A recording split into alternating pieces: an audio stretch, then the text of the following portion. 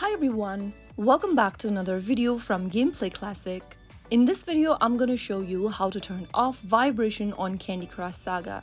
To turn off your vibration in Candy Crush Saga, first of all, launch open the Candy Crush Saga application and log into your account. Once you're logged in, go ahead and tap on the gear button, usually located at the bottom left corner of the screen. In the settings menu that pops up on the screen, tap on the little vibrating icon at the top, and you will then be able to turn off vibrations in Candy Crush Saga.